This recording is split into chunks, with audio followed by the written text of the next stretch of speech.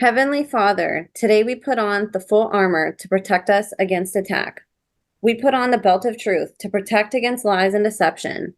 We put on the breastplate of righteousness to protect our hearts from temptations. We put the gospel of peace on our feet to walk in your light, peace, and freedom with the Holy Spirit. We rebuke anxious thoughts. We take up your shield of faith for protection to block and destroy all the darts and threats thrown at us by the enemy. We put on the helmet of salvation to cover our minds and thoughts, reminding us that we are children of a mighty King. We are forgiven, set free, saved by the blood of Jesus. We take up the sword of the Spirit, your living word, that has the power to demolish strongholds and is sharper than any double-edged sword. We come to you, Lord, in prayer daily. In Jesus' mighty name we pray. Amen. Amen. What's up, you guys? Welcome to The Imagination. I'm your host, Emma, and today I'm honored to have back on the show for a second time multi-generational sexual abuse and trafficking survivor, technology sales extraordinaire, aspiring singer and songwriter who dreams of bringing to life music to empower other survivors, animal and child rescue advocate, whistleblower of what we will be referring to as the original Pizzagate scandal involving a suspicious pizza delivery company called CyberSlice, and a modern-day Katniss Everdeen, Madison Clares. In case you missed Madison's part one, where we gave an overview of Madison's amazing and incredible testimony, here's a synopsis to catch you up. Madison was born a twin to a father who was the co-founder of the first online pizza ordering service company called CyberSlice, and who would also allege that he was an ex-CIA assassin. And she and her twin sister spent the first 6 weeks of their lives being hospitalized after being born prematurely. Madison discovered through her investigations since waking up to her abuse that her family line is laden with occult, military, CIA, and Freemasonic influences and connections, and that the oddities and abuse in Madison's family date back at least a few generations, tracing back to her great-grandfather, who was a Freemason, and trickling down the family line to her and her twin sister. Madison recalls her abuse starting as early as age 4, when she can remember memories of her father and his business partner, Tim Glass, and their joint company called CyberSlice, having her stripped naked while they sexually molested and abused her. CyberSlice was the first online pizza ordering service, and Madison's father would often be absent from home on business trips, catering to high-end clientele like his biggest clients, Bill Gates and Hillary Clinton. Madison recalls how it was interesting how her father could go from being playful to violent so quickly. When he'd assault her, he always did it with so much joy that sometimes Madison would forget he was a monster, although her father was not a joyful person. Her father would also force her and her twin sister to do sexual acts to each other, and he would record and use those recordings to lure in other predators to CyberSlice. He would offer free videos and photos of Madison and her sister in exchange for them using the CyberSlice platform. His platform was online pizza ordering, but as Madison discovered, the word pizza is actually her father's code word for little girls. And this is a proven code word for little girls, according to the FBI. And the rabbit hole goes even deeper. Inspiration for CyberSlice began with a movie called The Net, starring Sandra Bullock. And in an interesting chain of events, Apple Inc. founder Steve Jobs was the first person to place an order for online pizza using CyberSlice's online platform after helping to develop the app during a brief hiatus from Apple in the late 1980s through the early 1990s. Madison's repressed memories of her abusive childhood began surfacing around the age of 14, and ever since she's been working on putting together the pieces of these mysterious events of her life that flew under the radar of her and her siblings as children. Madison hopes that going public with her story will help to get custody of her 12-year-old brother, as the FBI, police, and CPS have been absolutely useless despite the evidence Madison has presented. He's actually 13 now. He just turned 13. Oh, thank you for the correction. He's 13. Yeah. Madison also hopes her testimony and public disclosure helps other survivors to come forward, helps shed a light on what's going on in our world right now, and helps bring justice to all the victims. The first time Madison was on, as we said, we did a deep dive into the inception of CyberSlice, the founders of the company, including her father, her testimony, and how this company operated as a cover for more nefarious things behind the scenes to take place, like child trafficking. This time around, we are going to do an even deeper dive into Madison's life and CyberSlice and what she has discovered and what has transpired since her last appearance on the show. Madison's ability to be fearlessly loud has garnered her quite a bit of attention online, as the P. Diddy scandal has brought public attention and shock to the fact that people in high places are capable of doing very dark things to and with children. Madison's story is a testament to this. Madison has been doing a ton of research since her last appearance, and you are going to be absolutely shocked at what she's dug up. In a world where people are afraid to do anything to be palatable, be a flavor that doesn't taste bland. Be a flavor that stands out. Be a flavor that is unforgettable. Be a Madison.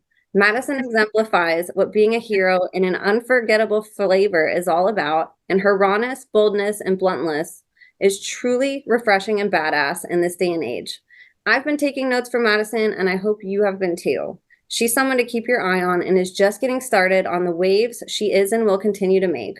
I'm honored to have her back on the show for a second time and hope you are all ready to have your minds blown once again by a courageous woman on an unrelenting and unwavering mission to end human trafficking, to save her little brother, and to blind the darkness with her guiding light.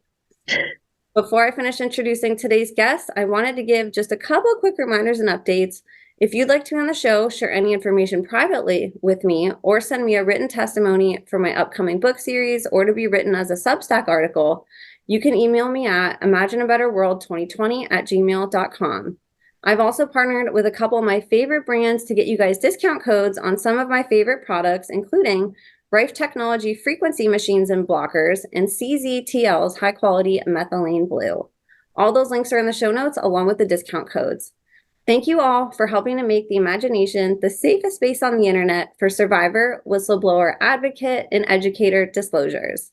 So you guys, without further ado, please help me in welcoming today's guest of honor, survivor, overcomer, voice for the voiceless, walking miracle, my dear friend, and a hero with a dream to dedicate all the royalties from her music career to create a foundation called The Bridge that will help to bridge the gap between the FBI and human trafficking. The one, the only, Madison Clares. Madison, thank you so much for being here with us again today. It's good to see you. Yes, thank you. It's good to see you too. I should have some new music coming out probably next month, and actually a film documentary too that I'm working on with a film producer. And I even have like a local TV station, radio station who's interested in working on the project as well, which is really exciting. So I'm really looking forward to that because, as you know, it's a very taboo subject and we don't see any mainstream media talking about it. And, the conservative media tells us it's the Democrats, and the Democrat media tells us it's a crazed conspiracy theory. And then it's just this revolving door and nothing happens. And my dad was conservative too. So I wanted to preface all of this by saying that because I think it's really important to accept that it happens on both sides, and to just blame one party is ridiculous. I mean, they want us to fight each other, because if we are fighting each other, we're not fighting the problem, which is trafficking and these elites who have practically infiltrated our government. The Clintons, Bill Gates. I have a whole list. I can go on. Ozzy Osbourne, P. Diddy, Usher. And I have evidence, Ozzy Osbourne, P. Diddy, Usher, and we can touch on that later. Corporations have bought out our government. We have corporations like McDonald's, Kraft, TV Guide, Blockbuster, Apple, Docomo, which is actually a Japanese company. But, that just shows that it's international and this isn't just happening in the United States. So I just wanted to say that. Also, I didn't want to come forward with this to the public, but FBI wouldn't help me and shut my investigation down because I wouldn't provide my address, which is unlawful, and wouldn't give me witness protection. And I think we talked about this last time, how my dad has had witnesses killed and staged their deaths like suicides, Trevor Orr and Becca Lindquist. So if you want to help out too, you can find me on Instagram, you can find me on X, and I have my petition to impeach Officer Madero in Las Vegas for unlawfully shutting a federal investigation down. It has 5,300 signatures now, thanks to the help of all of you. This wouldn't be possible without you guys. So thank you so much. And 100,000 signatures actually requires Congress to look at it, and Congress can impeach Officer Madero, um, who was representing the Las Vegas FBI when he shut this investigation down. Um, and I think this is what all of us survivors need to be doing, because they've not only infiltrated our government, but they've infiltrated these three-letter agencies my dad claims to be an asset to the CIA. And um CPS, FBI, CIA, all complicit. I could go on. And it's not just me saying this. If you watch Emma's podcast, there's many other people who are coming forward about this. Check out Megan Walsh. Her dad was also an asset to the CIA, is an asset to the CIA. And CPS took her kids away from her unlawfully. So this is a problem that our government isn't going to address. We, the people, have to stand up to this. We can't trust anybody, any elected officials to help us with this. We have to take the power back in our hands, because, I mean, Trump had 4 years to arrest Hillary Clinton. I would love to believe that he's going to make a difference and that he's going to get into office and make all this change. But part of me also fears it's just to get the vote, and no change is going to happen, because it's giving Obama when he gave us gay rights, but they don't actually care about gay people. I'm sorry. It's not funny. It's not. I'm sorry. It's just the hypocrisy. It is. It's Astounding to me. absolutely hypocritical. I think that all the Oh, time. and I do want to say I've reached out to Kennedy. I've reached out to Nicole Shanahan. I've reached out to Tulsi. I've reached out to Trump. I've reached out to people on his team. Crickets. So you would think that with the claims that I'm making, you would think that they would want me on their side. You would think they would want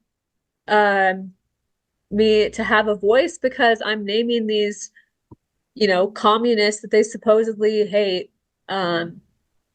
Bill Gates, Hillary Clinton, Bill Clinton, Steve Jobs. Steve Jobs is dead. I mean, but still, you would think they would go, oh, we should help this girl, but nothing. And I understand they're busy with an election, but it proves that everything they're saying is not a crazy conspiracy theory, and that's what they get from the Democrat media. So I would think that they would be jumping all over this, but nope. You're so Why right. is that? I Right. think that's a very valid question to ask. Um, Again, they want us to fight each other. They want civil war, because no change will be made if we are fighting each other.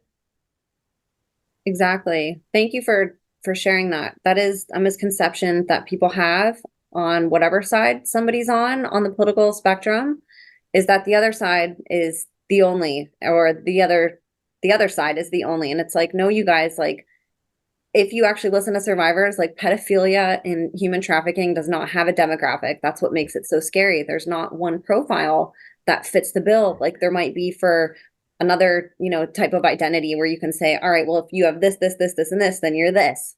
Well, with pedophilia, it breaks that mold. There's no, you know, calculation to figure out who is and who isn't. It's everybody, from the top down. There could be people.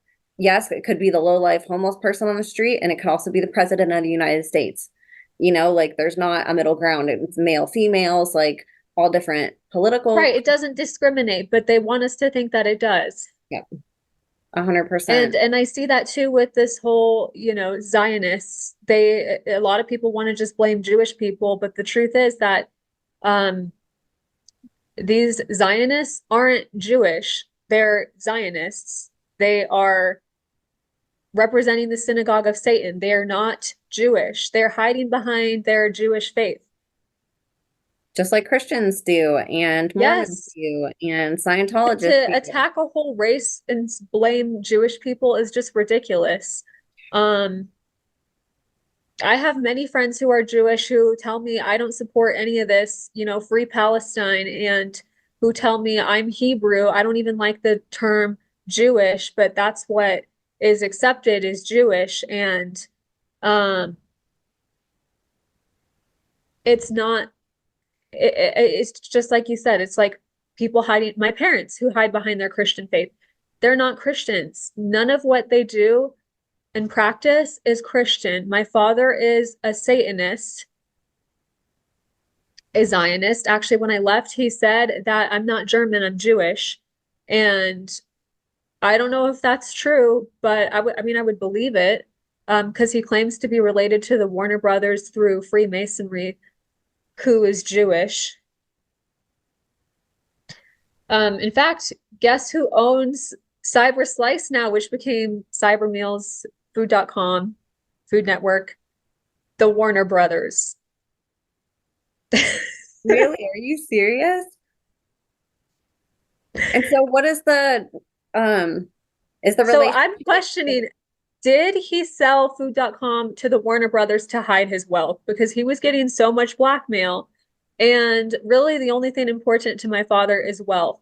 He was getting blackmailed by Bill Gates because the dark web was created and it really took off in 2004. And they were going, hey, what the fuck? Because as you know, you can't just scrub the internet of things. It's there forever. And that's why they've hidden a lot of stuff on the Wayback Machine, which is web.archive.org, which is where I've found a lot of evidence. Um, so yeah, I encourage survivors to search. If you have a parent who was involved in this, I encourage you to search them on the Wayback Machine. I also wanted to say that we can stop this if we just stop paying our taxes, because tax dollars equals trafficking dollars. And I mean, we could also use that money to help hurricane survivors since FEMA isn't doing shit. Here, I have something. If a government uses the funds raised by, this is law, if a government uses the funds raised by taxation to wage a legal war or to commit genocide, which it is, crimes against humanity, 850,000 kids going missing every year, or war crimes, and 300,000 missing illegal immigrant children, then a taxpayer's normal duty to pay tax is reversed and becomes a duty to refuse to pay tax. Happy National Tax Exempt Day. National Filed Exempt Day. And this isn't just me saying this. I've been seeing this on X. I've been seeing this on TikTok. There are 17,000 people now who are filing exempt on October 7th. And I would encourage you to do the same, because if you want to stop this, then hit them where it hurts, which is our tax dollars, which is not only funding trafficking, but it's also paying for their jobs that they're not fulfilling. The FBI isn't doing anything to protect American citizens. They're letting 850,000 kids go missing every year. And that's more than any other country in the world. I have like little footnotes for myself so that I don't forget to touch on anything. Oh, okay. I wanted to talk about this. You know how last time I talked to you, I was kind of questioning whether my dad was a CIA asset? Well, I have talked to some family members, and I'm not going to say who they are because I don't want my dad threatening them. One of them claims that my dad has said that he was CIA since my mom married my dad, which would have been in 1998.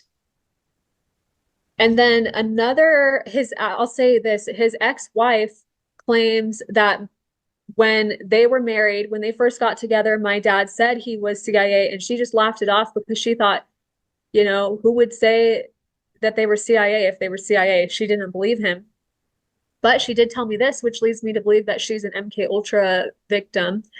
She said, when I divorced Brian, your father, I couldn't remember the divorce. I couldn't even remember giving up custody of my 3 daughters. And I couldn't understand how I could just give up custody of my daughters and how I could do that. So she's missing memories, which is a huge red flag.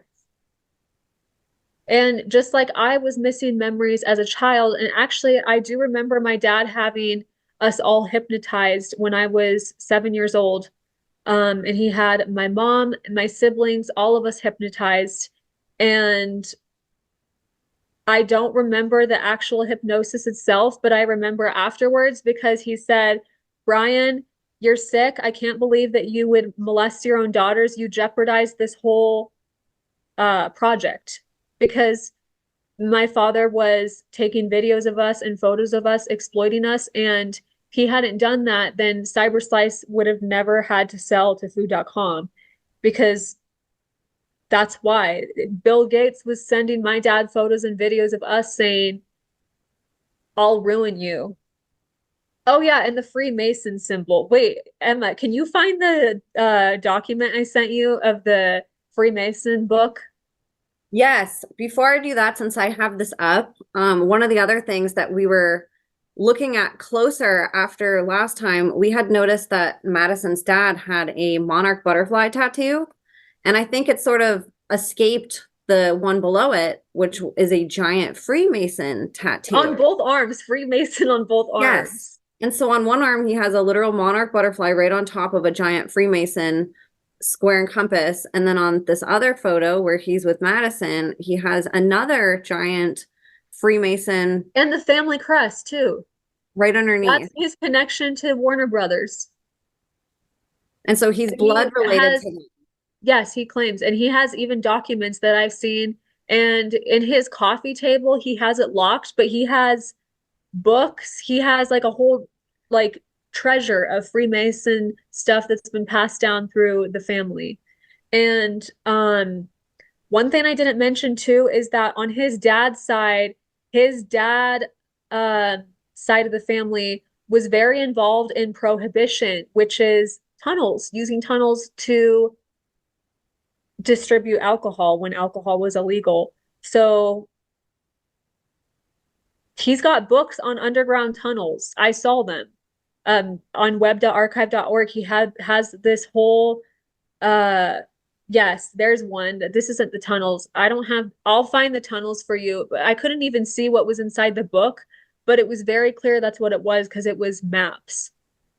Explain what this book is. This one, he has a ton of these through the ages books. This is okay, go to the one that I also sent to you, the cleaning of marble. Okay, yes. This is because of spirit cooking, where they would paint the blood of children on the walls. This is why you would need to know about the care and cleaning of marble. So do you have the other one, the house and garden one? Let's see. Oh no, well, that one, sorry, I sent these two all out of order. No, it's okay. Why don't you talk about it and then I'll look. Okay, so that one says how you can be a wizard with paint. And it's like, okay, we all know what that means. And I need to go through more of these. There's so much there that I haven't had time to do enough research on this. But I mean, this is like they're literally telling on themselves in this material. Wow. And this was in that book? Yeah, and the house and garden one, the one that says how you can be a wizard with paint, that's where I found the one that says monarch dealers at the bottom. And it says and it has photos of Boy Scouts on it in an old magazine. And the Alexa one that you had clicked on earlier too, Alexa crawls and you look at it and it says Alexa Internet, and this is back in like the 90s and the early 2000s. And hello, we didn't have Alexa until years later. So what is this proving that they've had Alexa all along? Scanning Center, San Francisco, that's where CyberSlice was. And this is 2012, the date that it was added. Oh wait, actually from internet 2003, 5/24/2003. That's actually weird because that's my birthday, 5/24. Um, anyways, weird coincidence, but what is crawled at it? I mean, that just screams CIA, and these files are huge. And I found one that said Hurricane Katrina on it, crawl data. 2016 inauguration crawl data, 2004 election crawl data. So I'm like, what are these videos? Are these programmed events? Is that what this is? Because if you remember last time when I was talking about my dad claiming that he was CIA, he would say none of this is real.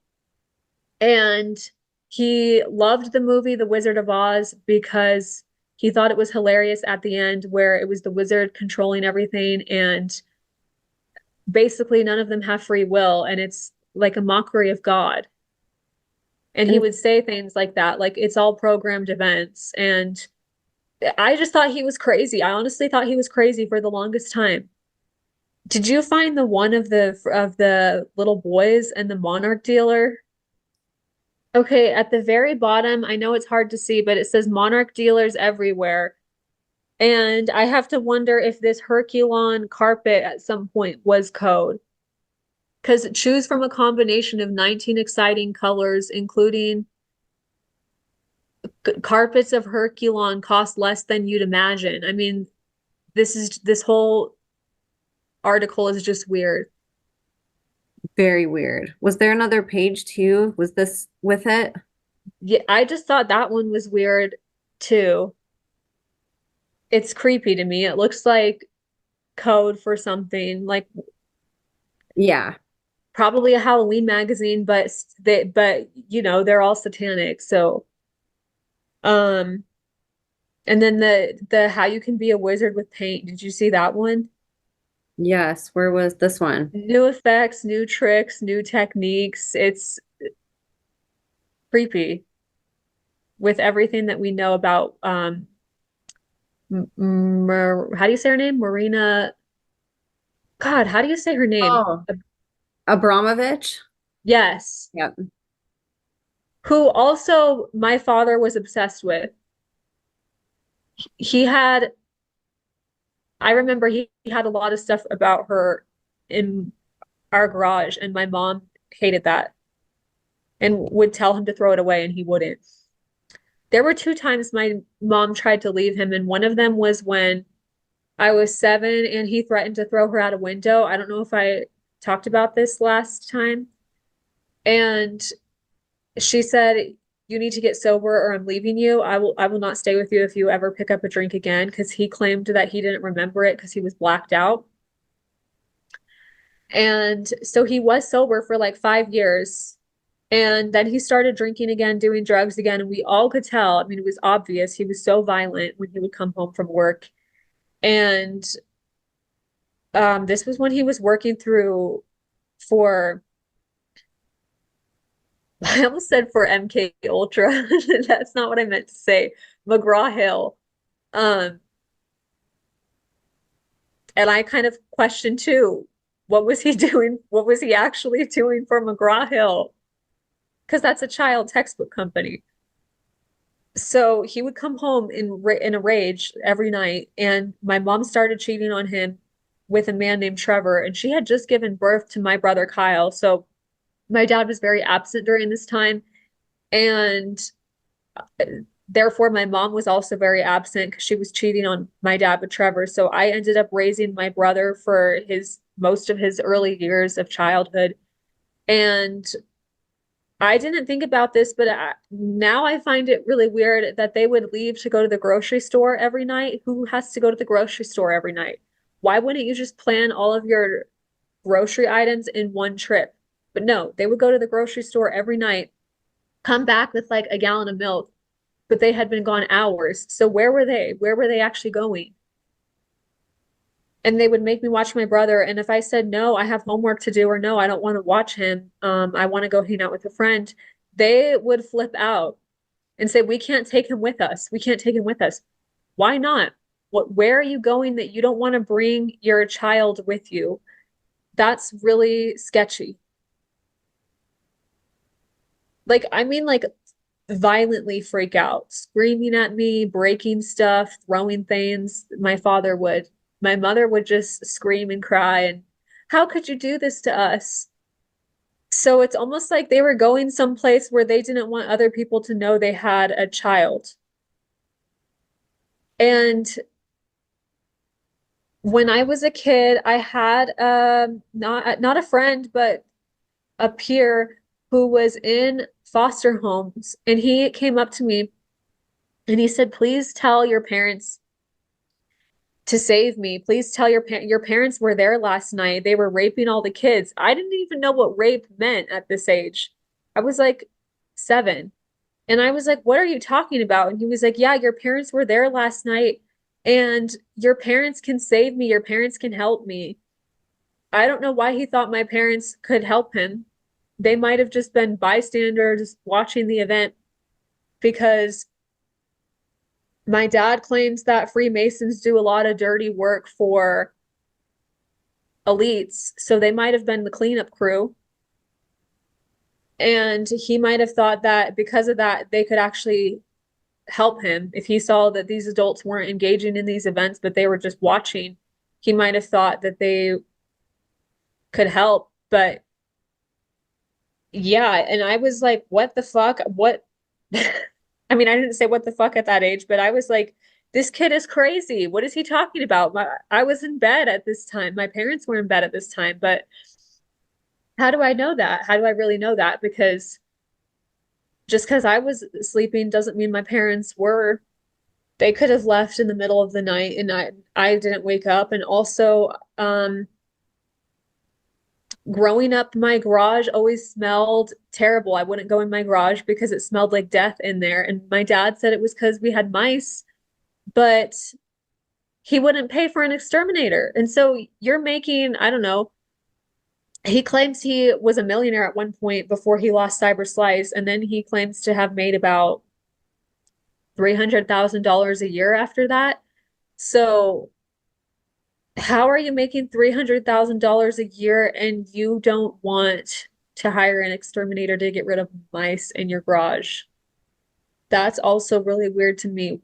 What was in the garage that was making I mean, I couldn't even go in there without like throwing up. Like it smelled that terrible. I avoided it at all costs. And then we would even hear kids screaming, "Help me, help me." And my dad said it was ghosts, and I believed him. And so now I'm questioning, okay, was that really ghosts, or were those kids who were being tortured in our garage or were being killed in our garage? Because I seriously believed it was ghosts, because I would have weird stuff happen I mean, we all watched weird stuff happen in that house.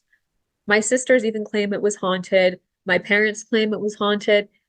Like Bibles would fly off of the shelf, like exorcist type stuff that would happen in that house. And it's something was going on in that house. And you know, if it was ghosts, that just shows you that that's what happens when you open the door to these realms. You let darkness in. You can't play around with the devil and not have consequences. And my dad thought it was so cool. Like he thought ghosts were cool and loves vampires, and Interview with the Vampire is actually his favorite book. Oh, wait. I sent you a photo too of an article. It's called Remembering the Wild Early Days of Pizza Delivery. And it has on there related content, Interview with a Vampire. When I am a vampire, will I like my food? And there it says that $80 million was given to CyberSlice to combine restaurant delivery and movie rentals, which was code for child snuff videos and child trafficking, because this was before the dark web. And they wanted immediate access, his clients wanted immediate access to child porn. Is that when Not it? this one, but this one's good because it tells you about how they're having an event at a high profile location. So I don't know if we talked about that last time because I read Mm-mm. through more of his marketing material and I was like, wow, this is literally giving people locations to events. Oh yeah, we talked about this one about the Super Bowl, how you could get big takeout order and delivery in advance. This is good because as I was reading through this, I saw that customers could disguise their voices when making pizza orders. Who would want to do that if it was so innocent? And, they have it hidden as like, well, we were protecting people from receiving prank calls, and that's why you had to confirm with a customer if the order was over $100. Or I'm sorry, you had to confirm with a manager if the order was over $100. Um, but this is actually really fishy in Yeah. that you could get from your pizza merchant neighbors, you could get information about bad pizza orders. So that's just helping you to prevent the feds from finding out your trafficking. Okay, let's find. Tell me Oh, when. wait, go back. Because these are the Alexa crawls things I found. And one of them says Hurricane Katrina on it. Yeah, 2004 election. I'm like, what is on these videos? Because I couldn't even watch them. And it's like 4.8 terabytes. That's a lot of information. Where was this? This was on incest.com where I found that tab that Jake J had uploaded all these things. And who is Jake J? Probably my dad and using a fake name. Incest.com. And is that what I think it is? Like, It is. There's incest videos and photos. And if you search my name too, incest.com pops up. If you search my dad's name, incest.com pops up. And that's where I found also the Monarch dealer photos and all of his material that he would send to clients. And I remember him having those magazines around. Um, it could also be because it could also be that they need a place to hide all of this, and that's where they're hiding this information. Okay, yeah, there it is. Interview with the vampire. When I'm a vampire, will I like my food? $80 million from McDonald's, who is now being investigated for having human remains in their food. And my mom claimed when I was a kid, she wouldn't let me eat at McDonald's because she said it was children. The meat was children, and I find it really interesting that they got millions of dollars from McDonald's. And he called the elites vampires. And he would even say really weird stuff. Like, I remember one time he said, one day you will be a vampire and you will crave the blood of humans. And I was like, what? So creepy. I rebuke that in Jesus' name. I will never be one of these people. I mean, I think spiritually they have some type of demon attached to them that's causing them to do these things. So that's the way that I am processing all of this. And if they think they're a vampire, I mean, that just shows you how that entity has progressed in them and how, I guess, how attached that entity is to them. I mean, I believe that when we're suffering from depression, when we're suffering from addiction, when we're suffering from these things, it's not from God, and it is the result of a disconnect with God. And when you have a disconnect with God, I believe that allows stuff to come in. And that's why it's so important to pray and to purify ourselves. And I mean, is he really just crazy? And I mean, are these people really just crazy and believe that they're vampires? I don't know. We don't know. But it's very weird that this is a related content. And we know about adrenochrome and how important adrenochrome is to these people because they believe it's giving them wealth and power and youth. And I was just talking with another woman who has a podcast, and she was saying she's an atheist. She doesn't believe in God. And I'm not here to sell you on God, but I will say this. There are people who believe in God and there are people who believe in the devil. And these rituals that they're doing, they believe it's giving them wealth and power and youth. And I mean, it doesn't matter what you believe in. That's what they believe in. That's what I say too, because people will say, well, I don't believe in the devil or I don't believe in this. And it's like, okay, well, there's people that don't believe what you believe either, but you still have Mhm. those beliefs and you act upon your beliefs. Your whole life, our whole life is based, and our decisions are based off of our beliefs. Well, the same is with evil people. They have a specific set of beliefs.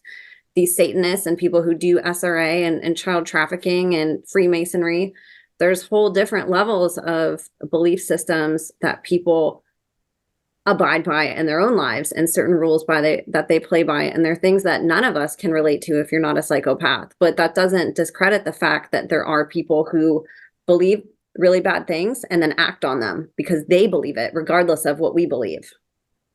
Yes. And look at that related content too. All is fair in food and war. I skipped past that when I read this. But I believe that wars are funded for child trafficking, and I believe that the currency of this world is blackmail and trafficking, and that it's not just the United States government that's involved in this. And then So the other that thing has, on here too, I just want to point out, it was talking about CyberSlice eventually replacing their entire leadership team. And it says they brought in a former Disney exec, Rich Frank.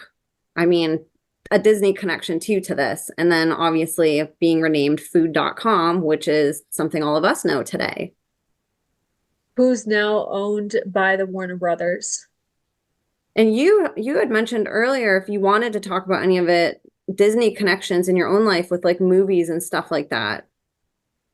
Yeah, so I remember after my father would abuse me, he would always make me watch like a Disney movie afterwards. And he even got me a little tiny TV, it was big at the time, but because as a kid, the TVs aren't as big as they used to be.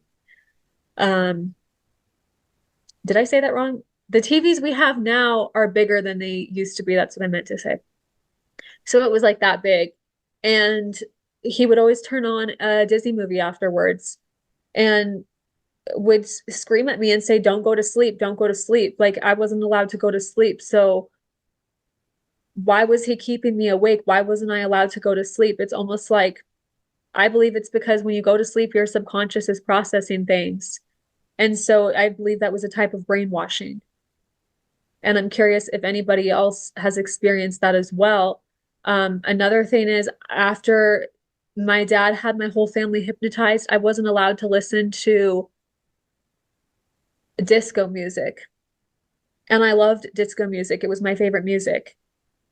And it was like a big thing. Like there was only like a select amount of songs that we were able to listen to. We weren't allowed to watch movies with witches in it. So it was like very, very weird. And I would ask to listen to like Staying Alive, and my parents would freak out. And so it got to the point where I stopped asking to listen to these songs because they would have such a visceral reaction to me saying, "Hey, can we play this song?" that I was afraid to ask.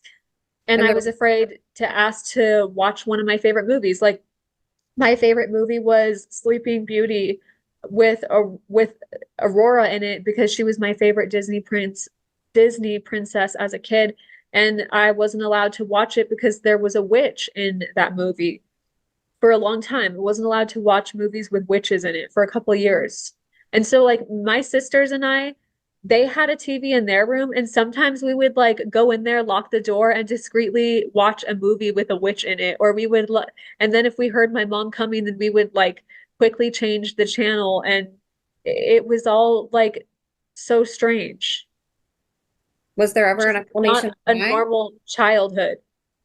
My mom would say, well, your dad was claims to be a good witch, but he wasn't a good witch. He was doing some bad things, and I don't want to open the door to that behavior again. So it was like she was trying to protect my dad, but and protect us, but even my dad would still watch his favorite movies, which is like Wizard of Oz, and his favorite book was Interview with a Vampire. Like he never got out of the occult. He just stopped drinking and stopped doing drugs, and that was enough to satisfy my mom, but he still was very involved in all of this occult stuff. And then when CyberSlice sold to food.com, um, he got into Freemasonry. I mean, he said you don't have to go to a lodge to be a Freemason, but that's when he started going to the lodge. And um, did we already show that passage from that Freemason book? Oh, that just shows they own food.com now, so that's good. This one? Oh, no, but this is good too because like Plain Jane is listed on the CyberSlice website. And do you like how I put Jane Doe or Jane Doe like pizza dough? Making light of darkness. Yeah, it's so bad. It's so dark. My humor is very dark. I'm sorry. But I feel like that's why they called it Plain Jane. I feel like that pun was intended. And a lot of questions I get from people is, well, could anyone order a pizza? Yeah, but there were select pizzerias that this network knew to work with who were trafficking. Okay, here we go. Well, first of all, this shows you that they believe that their rituals are appeasing God, the wrath of God. And this isn't a Christian God, this is a satanic God. Oh, and look at this. Uh, Costly offerings which Solomon, king of Israel, made at the completion, dedication, and consecration of the temple at Jerusalem to God's service. Well, we know that there are Zionists and that these people aren't actually Jewish. Um, there's another one too. Is it the next page? Oh yes. I will not wrong a brother of this degree myself. My cat keeps flicking his tail. Nor see him wronged by others if in my power to prevent it. So that just tells you that they won't tattletale on another Freemason. And so many Freemasons are in our law enforcement, in our FBI, in our government. I mean, I remember times where my twin sister called 911 because of events that unfolded. And this is when she was like 15 and saying that he had molested us. And every time the police showed up, he would just say, brother, brother, and call him brother. So it's a whole network of Freemasons. As And soon as he called them brother, they would just leave. that's super common on this podcast in general is Freemasons somehow being intertwined with these satanic families and the people involved at these higher levels being able to pull on strings and give a secret handshake in order to deflect any type of retribution against them from the victims, and so then it ends up being, oh, I have to go to court. Well, I'm going to give you a little hand signal and you're going to let me go, and you're going to make the person telling on me look like they're crazy. Yeah. So there is like a huge thing with, Freemasons, whether in the family directly or some type of a relationship, is so common. And you're absolutely right. They do not abide by common law. They abide by a law that is higher than us. And their allegiance is to that, not to the law that most of us follow. And I'm just curious, what are these codes like RWM and, de degree of FM, usually denominated the FC degree, and The FM, I'm pretty sure, is Freemason, but I don't know what the other ones are. the bottom, GGU. I have sworn so help and enable me thou GGU. Do you remember the name of this book? Um, my friend sent this to me because her dad was a Freemason. So this should be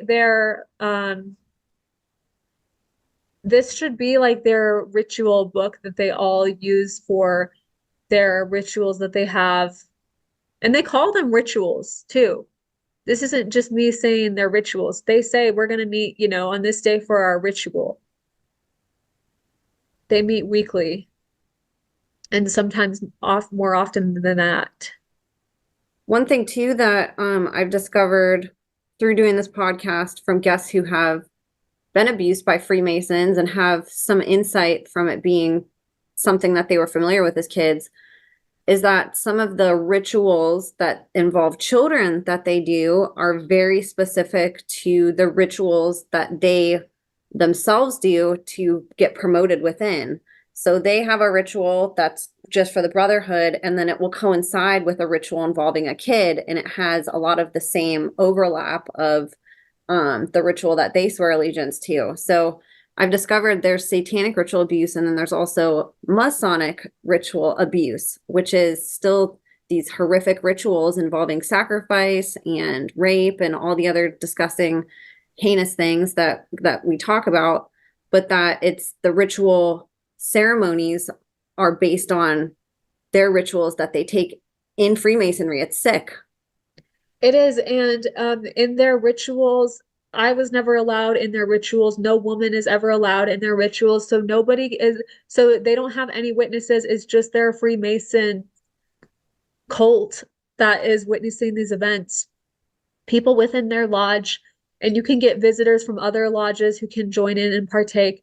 But like I had to be a Job's daughter. As a Job's daughter, I wasn't allowed to sit in their events. So oftentimes what would happen, like if they had an initiation and my father was moving up in the degrees, I guess you could call it, then, the whole family would come, but then it would get to a certain point where they would close the meeting to the public and everybody had to leave. And so I don't know what happened once we left. And what would, And for people who don't know what Job's Daughters is, could you explain maybe like what you remember from that or what they would have you do at these yeah, things? so at first I was a JD to be, and so I couldn't become a Job's daughter until I was 9 years old.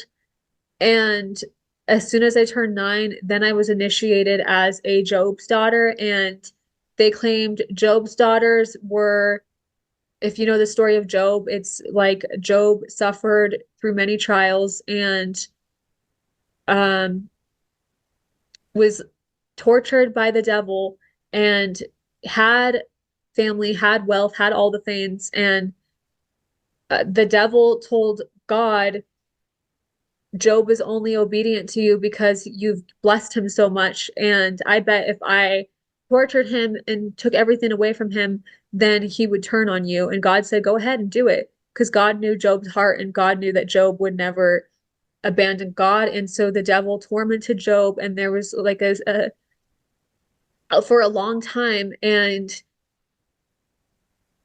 could not get Job to curse God. And so God would send Job angels who would give Job guidance and who would talk to him. And um, eventually, God blessed Job.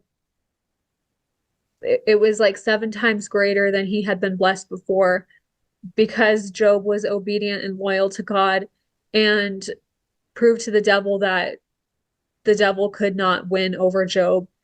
And so, as a Job's daughter, it was like we had to go through we would do these rituals, and it was like you'd have the first messenger and the second messenger and the third messenger who would represent the angels who went to Job. So like it seemed like it was spiritual. It seemed like it was following, the Bible, but and I would have to wear a white robe and a purple headband, and we'd have to tie the robe a certain way because you have this tassel, and it's supposed to look like a triangle. Your robe is supposed to look like a triangle tied around, and it has to be a certain way or everyone would freak out. We'd have to do these square corners around the room. We'd have to walk around the room in a certain a certain amount of times, and it was like very ritualistic. And these women who represented Job's daughters were Christians, but they did not act Christian at all. They were very like emotionally and verbally abusive if we messed up our lines or we didn't, get our square corners perfectly. They would freak out and be like, "Oh, you're gonna mess with, the work that the Masons have to do." And um, on the outside, it looks like Freemasons and Job's daughters are all very involved in the community and are all good people, but it, I never felt good during these rituals. I never wanted to do them, and I would like fight with my parents and say I don't want to go. And um, they said you have to because their friend Bill Rodden was giving them money because my dad struggled to find work after CyberSlice was sold, and they were buying my asthma medication. I don't struggle with asthma anymore, but at one point I did. So they felt like they had an alliance to these people and that they couldn't just leave. I don't really know what the true purpose of it was. I mean, just knowing all about Freemasons, I'm questioning, okay, well, what was Job's daughters really for? What did it really represent? And it seemed like my dad would say a lot of the girls who were in that group with me were molested by their fathers. And so I don't know if that's what it is, a group of girls who are just being molested by their fathers. Um, at least that's what it was at the lodge I was going to. Were your siblings in these children's programs too through Freemasonry? Yeah. Yeah. I my sister was actually one of my sisters was actually honored queen, which is the highest ranking. And they wanted me to become an honored queen, and I didn't want to do it because it was so much work involved and you have to remember so many lines. And um I was like a messenger, I was a librarian, I did those, but like once they wanted me to become a higher ranking and like there's honored queen and then there's princesses too. Once they wanted me to do that, I was like, no, I'm done with this because it was just such a waste of time. And they would have us meet so much, and it would be like hours, hours. Like I would be there for 4 or 5 hours, and like I have to go to school the next day. I don't want to be getting home at 10 p.m. And then, it just took so much time out of it was a huge commitment. And I just wanted to be a kid, and I wasn't allowed to be a kid. I had to go to these um rituals. Like at 9 years old, I didn't want to be remembering my lines in this book. I just wanted to go play. I wasn't allowed to do that. Um, and then they have Eastern Star, who my mom refused to join, but that was Eastern Star is what the wives of Freemasonry join because you can't be a Freemason as a woman. And so I've heard stories of Eastern Star trafficking women, and it would not surprise me. And in Santa Cruz, they have Paradise Park, which is you're only allowed to live there if you're a Freemason. And so it's a whole community of Freemasons living there. And um, at one point, my dad was going to buy a house there, and one of his Freemason brothers was going to help him to buy a house there because he struggled so much financially after CyberSlice was sold. And I questioned too if that was like a humiliation ritual he had to go through. And again, I really think he must have hid his wealth through the Warner Brothers because he was terrified of the blackmail and was freaking out when he was being blackmailed. So one thing I wanted to ask you is a little bit more about how this worked within the company. So there was a front company which actually did take orders, and just like every other company, it did do what it said on one end, but then behind it there was a shadow company that operated with the currency being children, disguised as pizza.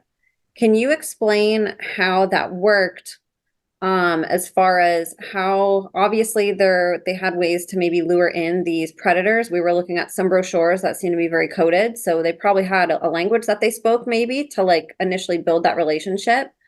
But do you know at all how that transaction worked behind the scenes and how that shadow company operated and how maybe they vetted people?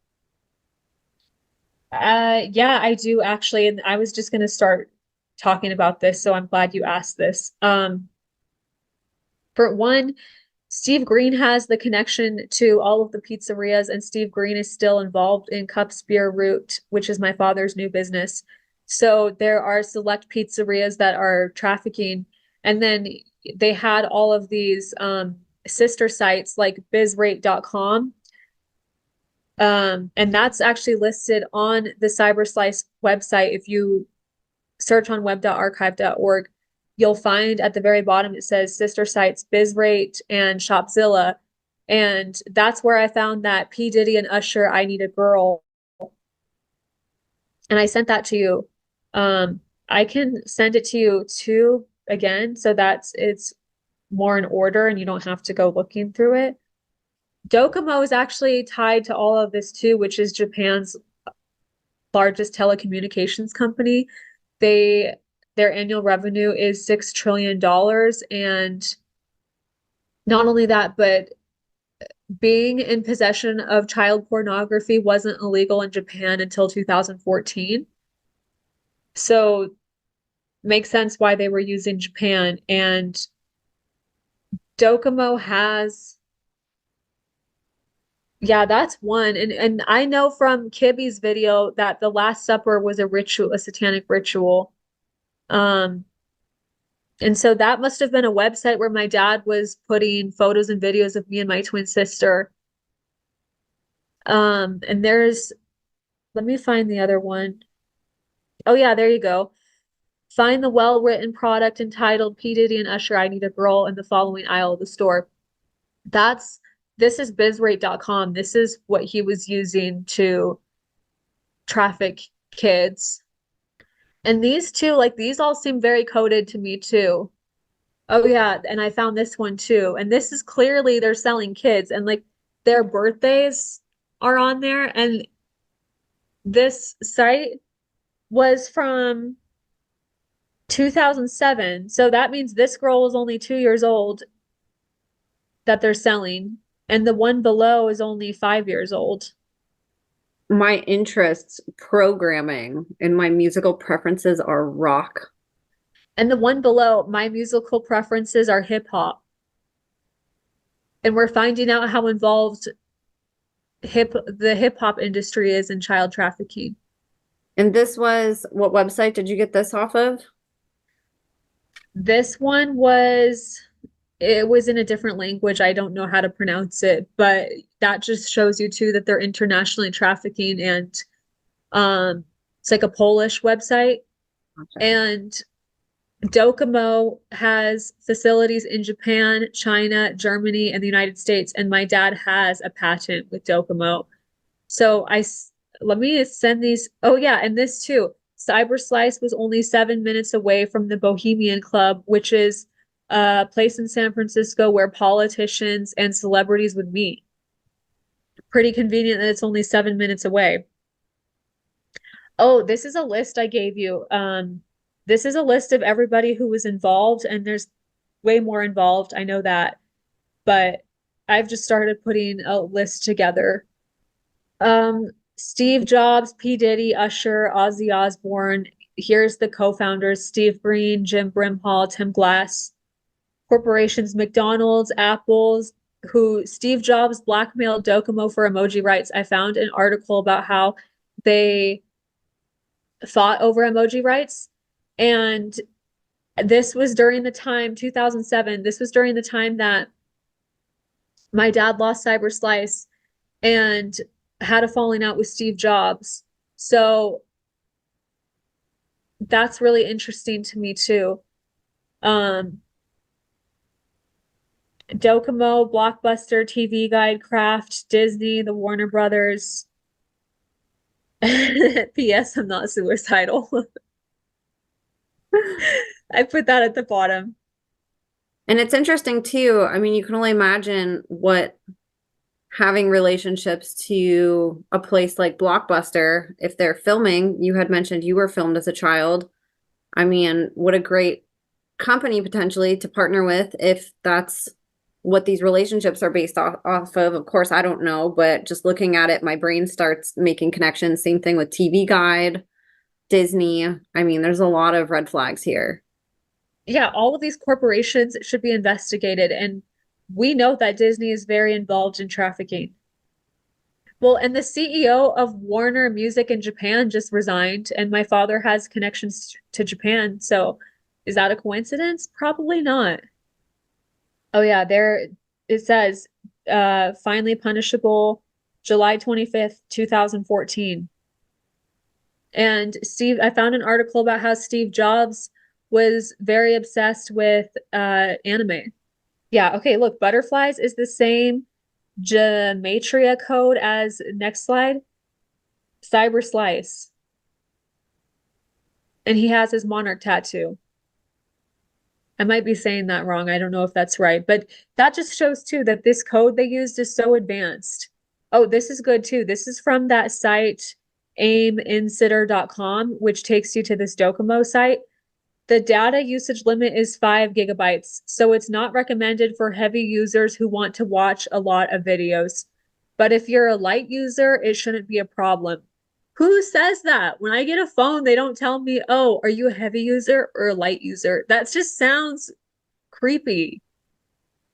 I mean, it sounds drug related. It sounds like it could be like it sounds addiction related, is what I guess I'm trying to say. And these people have addictions to child pornography. Yes. And you were showing those files earlier that you found on that website incest.com and how big those files were. And that's where Yeah. whenever you were reading that, I was like, a lot of those, gigabyte usages on those videos were way over what's stated here as the limit. So were they warning people? I don't know. And the SIM cards, I mean, you can change out SIM cards. So you can buy several SIM cards you don't just have to get one SIM card. But I feel like that's telling people like to give them kind of a reference of like, okay, how many do I need to purchase? Oh yeah, there you go. Aiminsider.com. This is what pops up when you search my dad's name. And this is an association of insitters and managers is what it says in italics before you click on this.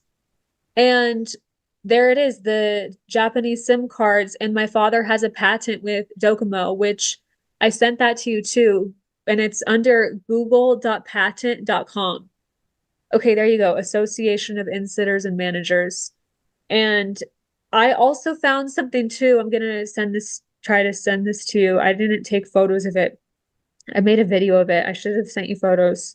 Go to the fliesreallysuck.com because this is hilarious to me too.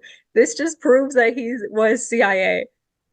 Like this is this, and I remember him using this site because he said he was an assassin for the CIA. Okay, there it is, Association of Insitters and Managers.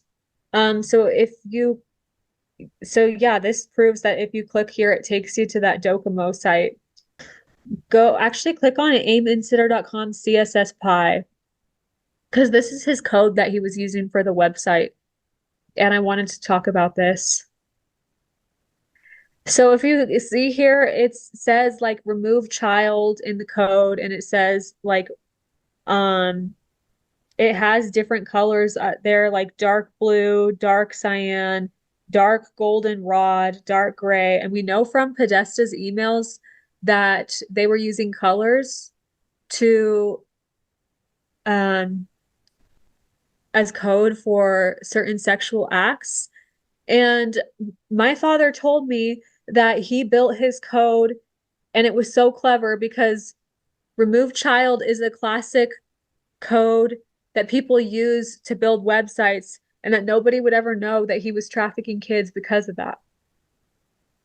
So these people are smart and they know Python and they know Java and they know all of these. They know how to get around the system, which really, I mean, the system is built to support these child traffickers, but this is how they don't get caught, is what I'm trying to say. And there you go. This is how you could become an in-sitter and a manager. And what does this have to do with Japanese SIM cards? Because if you click on aiminsitter.com, it takes you to the Japanese SIM cards. Are you interested in cross-cultural experiences? I mean, this all seems like code too. And what is, for people who've never heard of an in-sitter, do you know what that is exactly? I mean, when I heard in-sitter, I just thought of babysitter and I thought of, okay, so these people are trafficking kids. They're watching these kids or maybe even adults who are being trafficked at these inns, and that's their job. Like you're babysitting an inn. So this is like they're training you and allowing you to become certified through their program. And as a benefit of your AIM membership, you will receive a copy of the Yellow Brick Road newsletter every 2 months.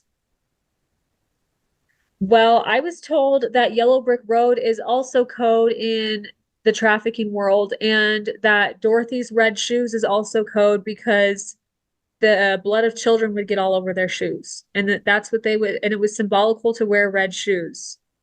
And a lot of these celebrities would wear red shoes, and my mom even mentioned to me once about the red shoes, and she paints her toenails red. Her entire life, she has painted her toenails red. There was like something that said in sitting 1 day at a time, and 1 day at a time is used Oh, in it was right there. Alcoholics Anonymous. Hold on, look, right here. Oh yeah, in keeping a day at a time. A day at a time is always like in reference to an addiction, beating an addiction. Like Alcoholics Anonymous will say, 1 day at a time. I feel like the only way for me to process it is to be super sarcastic about it, and it kind of comes off as like I'm not as genuine, but I really can't even I, I can't even I can't, I can't even period. That's it. Like and like I've had mental breakdowns before. I'm not going back. I'm not going back to that. Or if you do, you don't want to do it on a podcast, you know? I know Yeah, and it that's always happens. going to be used against me. The way they'll say, "Oh, you're too emotional." Or just even for your own sake. I've cried on my podcast and I don't care what people say about it, but I try not to because I want to be engaged and not be super emotional. It's very difficult though. The stuff gets very heavy. And so I'll sometimes find my own self maybe trying to like laugh or like throw a joke in here and there. And it's not to like um make light of these situations as not being serious. It's because the same thing, like I haven't even gone through these things that you have. And I find myself constantly wanting to break down and cry. And so being able to throw in a joke or to laugh or to like try to cover that up somehow in the moment, that's a natural response that people have to trauma. Isn't it funny though how they'll attack you for being emotional and they'll attack you for not showing enough emotion? It's like no matter what, Exactly. survivors are never good enough for Right. these She's too people anyways. emotional. Or how does she do that and not even cry? How does she talk about that and not even cry? And it's like, what do you want from people? Like, just listen to what they have to say. Quit Yeah. criticizing.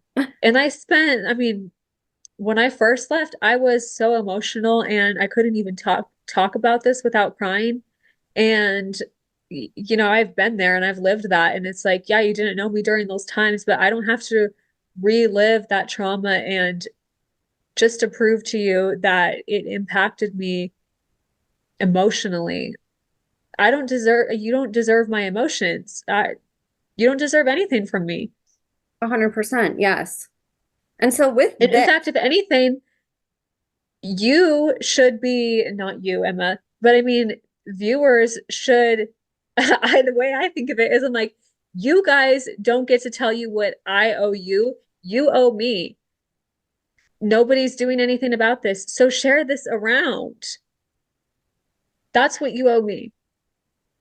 exactly. And it's free. All you have to do is just share the information, you know? Yeah, and you can fact check everything that I'm saying. You can do your own research. It's not like I'm just pulling this out of a hat and decided one day, I could become famous over this. If it was truly about fame, I would be using my dad's connections. I wouldn't be risking my own life to come forward with all of this.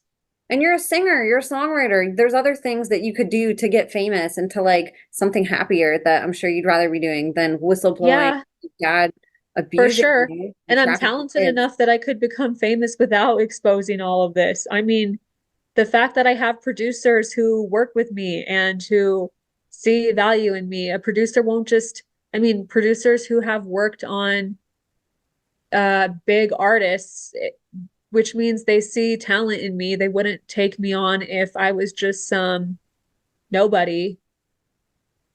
And this was my only way to make it in the world. Exactly. Nobody wants to make it by talking about their trauma, you know? No, and in fact, this was the last thing I wanted to do, but the FBI closed the investigation, and I went, holy shit, the FBI is closing the investigation. And I just told them that Hillary Clinton, my dad threatened to sell me to Hillary Clinton. And I told them that he said that I was lucky that he was only sexually assaulting me because she would cut my vagina and turn it into a witch's nose.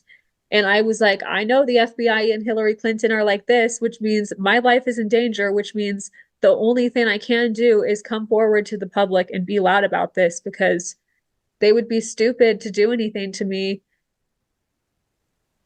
with the amount of people who know about this. I mean, my TikTok was viral before it got banned, and I've seen other people, you've been tagging me in posts of people who are posting my content and it's getting 500,000 views, and it's people are talking about this, and it just shows you that we're not a bunch of crazed conspiracy theorists, but the media wants you to believe that we are because the media doesn't want to take accountability because the media is involved and the media has been bought out by these elites.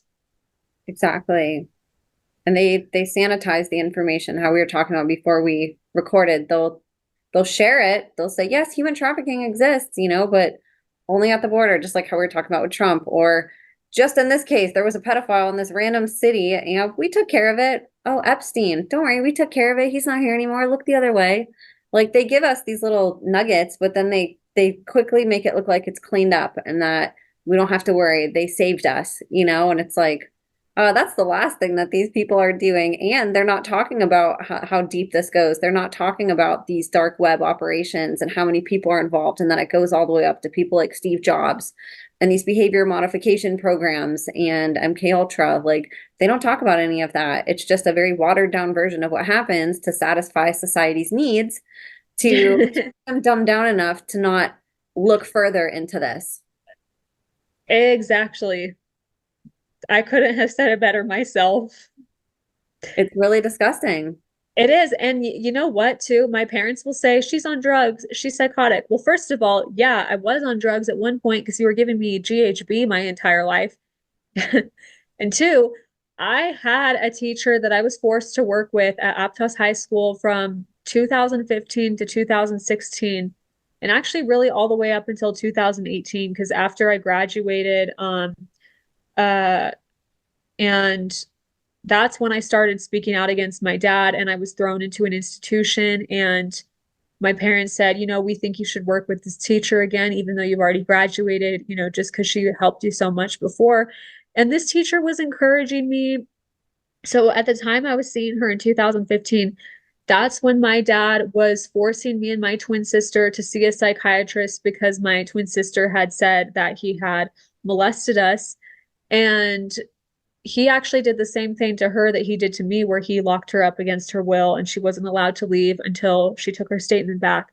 And actually, finally, he let her come home after like 3 months because insurance said, you know, we're actually not paying for this anymore. And all of a sudden, he was like, okay, Mason can come home now. Because insurance isn't going to pay for her to be at Rebecca's anymore, which was actually closed down for abusing kids. It was found that Rebecca's, a facility in Gilroy, was guilty of abusing children, so it closed down. And this was like a year after she had been there, that it closed down. So my dad's forcing us to see a psychiatrist, calling us crazy, calling us mentally ill. And of course, I was depressed after my twin sister said my dad had molested us. Who wouldn't be? And I'm like, hello, I don't have any memories of this, but I believe you. And like, as a 15-year-old, that's very, very hard to process. Now I can, in retrospect, I can see how strong of a person I was because I know how hard it has been to process all of this at 25 years old. I'm actually really grateful that my 15-year-old self was wise enough and smart enough um to not have a complete mental breakdown and to handle it the way that I did. Did I smoke weed? Yeah, but who wouldn't after that? And um most teenagers, they dabble, they get into trouble, like that's pretty common. Yeah, Um I've that's sure. not a reason that to discredit me and to call me psychotic and crazy. Sorry. Absolutely. The thing people should And be asking is why would a young kid who has everything going for them be reaching for drugs and alcohol or marijuana or whatever it is? Like that's not something totally, that a it's a trauma 16-year-old. response. Yeah, And there's something going on at home that they're trying to stuff down. It's not this kid's crazy. And that's the way they always paint it, of course. is. And I had this teacher who said, you know what, Madison, you should stop taking your psychiatric drugs and you should just do drugs. Because I told her my twin sister went to a rave and she had done Molly and she was acting very promiscuous. And I was like, I'm really concerned about Mason because she's doing these things. And I think that she's really, hurting right now. And I don't know how to help her. And my twin sister was just shutting me out, so angry that I didn't have memories of this abuse and that she did. And, um, and she was like, oh, everybody should try Molly at least once. And everybody should do these things. And then I thought, okay, well, I'm going to stop taking my psychiatric drugs and then I'll try Molly. And when I tried it, that's when I started. And I also tried acid. I'm not afraid to admit that because my doctor said, he said, you've done these drugs one time. That is not enough to have a psychotic break. You would have to be doing these drugs several times to have a psychotic break to present with the psychosis symptoms that you're presenting. You would have had to have done drugs a lot and you didn't.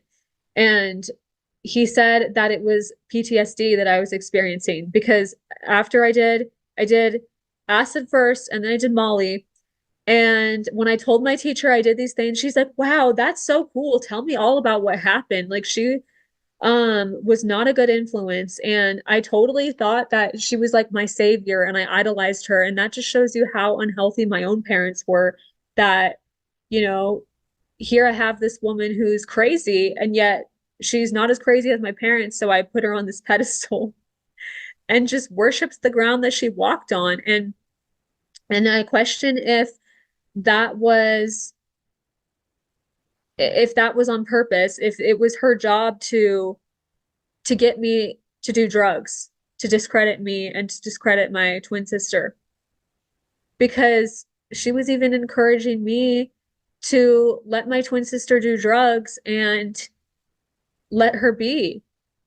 Because there was a time when because I was sober and I was like, no, I'm not doing any of these things. But after months of her telling me, no, everybody should try Molly and telling me these things, finally I was like, all right, fuck it. What do I have to lose? Like, I'll try it. And because I respected her so much and I wanted her attention. And I was like in love with this woman too. I had a crush on her and I'm like 16 and she's like, how old was she? 40 something. And I just wanted to win her over and I wanted her to think I was cool. I mean, that just shows you how messed up I was too internally. Like, I did not have a mother. I was searching for a mother in her. And so I tried it and um my doctor said that I was having PTSD because during my trip on acid, I remembered my dad had molested me. I remembered the MK Ultra and I remembered that he was CIA, that he really was CIA and all these things. And I blacked out. My twin sister said I was rocking back and forth crying, saying the government is testing me, the government is testing me. And they couldn't get me to say anything else. And she was literally slapping me. She thought I was like brain damaged because I wouldn't say anything else. And they were asking me, uh, and I don't even remember this too, but I was like literally walking back and forth saying, the government is testing me. the government is testing me, and like that's not normal. And my doctor called CPS because I was telling him all of these things, and I was telling him, I told him at the time about dead babies because I had asked my dad why Hillary Clinton killed a baby and painted the blood all over her face. And he said, "Who told you that? Did your mom tell you that?" That's when he freaked out and put me in this institution. And so my doctor said, "I don't think you're crazy. Um, this is actually like what we've been trying to figure out has been going on." So like that means these hospitals had been hearing these stories of these traumatized kids coming in. It wasn't just me. And he didn't want me to go home. And I wanted to go home because I didn't want to leave my brother behind. CPS would not, they would only remove me from the home. They wouldn't remove my brother. And I wanted to protect my brother. So I'm angry because it's like I never would have done these drugs if this teacher hadn't been grooming me to do drugs. And I thought so highly of her. And this teacher actually was sued by a parent because this parent claimed that she made her son worse. Her son had autism. And there's a lawsuit and it's public. And this parent lost the lawsuit because this teacher has millions and millions of dollars. She's Jewish. Her husband is Jewish. And and I actually reached out to this teacher for help and she blocked me. She won't even talk to me. And that just shows you too, she doesn't care. She's involved. And I I took my statement back because I wanted to protect my brother, and I wish I had never done that because when I left, my dad was grooming my little brother, letting him dance in his underwear on TikTok and drugging me and then assaulting me in front of my little brother. And it's like it got to a point where I was like, I can't protect him anymore. And I said I would stay to protect him, but I can't protect him anymore. I can't even protect myself. It was like the hardest thing to do, to have to finally put myself first and to say, okay, for the first time in my life, I can't just think about my brother. I have to put myself first. Or I can't just think about my twin sister because I was always taking care of my twin sister, and people will comment on how I was my twin sister's mom. Well, we didn't have a mom. My mom was absent. She didn't nurture us. She didn't even make us lunches. Like if I didn't make my own lunch, I would starve. And this started at like age 4. I remember starving because my mom wouldn't make me food and would say, just go get it yourself. Well, eating a piece of bread isn't nourishing. It's like that was all I could make for myself. Like just take a piece of bread and put it in the toaster. Like that's what my mom taught me how to make toast at like age 4 because she didn't want to do it for me. Like this is, and people defend her, and this isn't like somebody that you should even be defending. I mean, one of my followers sent me a comment of hers where she said, crazy to me how all of these people come to my page to threaten me and my husband, and then we can see the photos of their children. I mean, that's admitting guilt. Who says that? If I was innocent, I wouldn't be saying that type of stuff. That's freaking creepy and fucking gross. I said freaking. I'm like trying to censor myself right now. I don't know why. I'm not crazy. Other survivors aren't crazy. What's going on is crazy. What we went through is crazy, but that doesn't make us crazy. And those crazy words are used to try to trigger us, and it doesn't trigger me because I know that psychosis and PTSD are like this. So if I was truly psychotic during this time where my dad locked me up, it's because my mind literally had a mental breakdown. That doesn't make me crazy. Anybody in their right mind would have a mental breakdown. Look at Kanye West. And he was right about everything that he said. was saying. Look at Britney Spears. A mental breakdown is a very common reaction to intense trauma, and that's why my doctor called CPS, my nurses called CPS, and they didn't want me to go home. But my dad will say, "Oh, well, her doctor was telling her that she was going to be a vegetable for the rest of her life." Nobody said that to me. No one said that to me. My parents said that my doctor said that about me, but my doctor never said that to me. I even asked him, "Did you say this?" And he said, "No, I never said that." That's one of the biggest tactics to gaslight survivors is to call them crazy. It is. And the truth is they're crazy. What they're doing is crazy. That's always like a big sign for me. When I see that, I'm like, oh, that person's telling the truth. Their family's calling them crazy. That's a sign they're not crazy.